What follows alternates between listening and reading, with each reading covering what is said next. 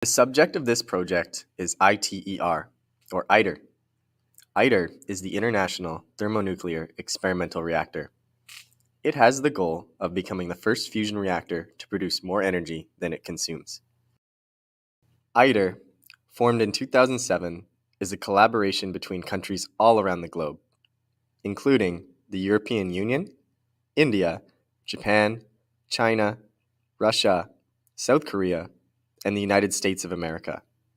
These governments have a shared goal of a future with plentiful, clean, and safe nuclear energy. The facility to house the reactor is currently under construction in Saint-Paul-les-Durance, France. Bernard Bigot is the Director General in charge of the project. Currently, all nuclear energy production uses the process of nuclear fission, where the collision of a neutron and a fissile atom causes the larger atom to split and release energy. This split creates a cascade effect that leads to additional fission reactions.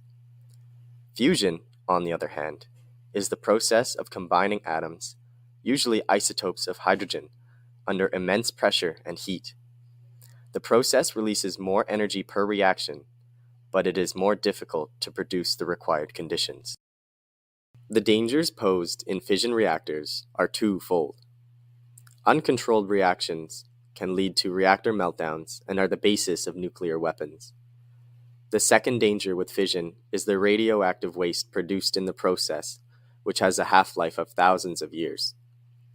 With fusion reactions, these issues are solved in the following ways. The conditions for fusion are difficult to maintain, and any disturbance in the containment fields will cause the reactor to shut down, removing the possibility of meltdowns. Fusion reaction products have a half-life of less than 2 decades, eliminating the difficulties of radioactive nuclear waste.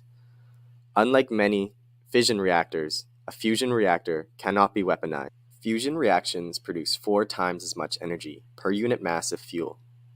The fuel sources, deuterium and lithium, are widely available and should last for millions of years.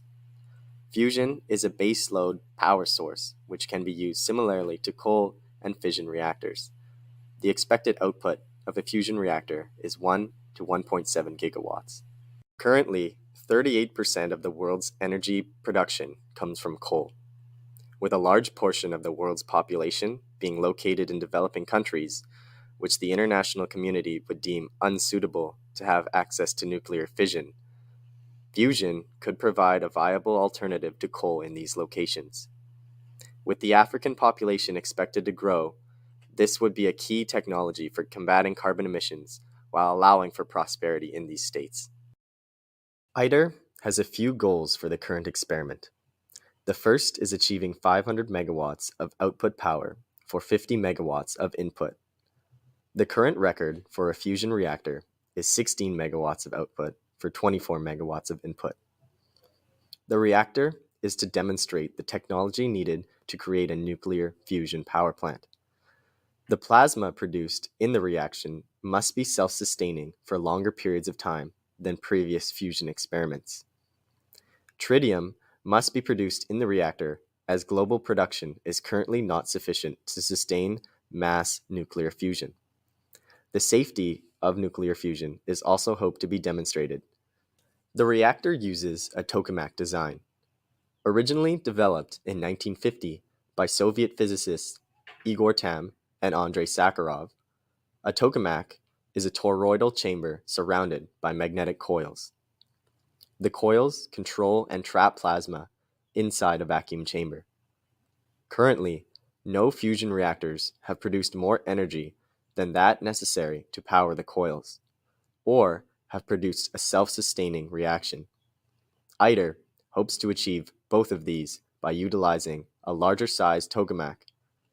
Since 2008, the first phase of construction has been underway, with the first plasma expected to be created in December of 2025, and deuterium-tritium operation beginning in 2035, just in time to save the world.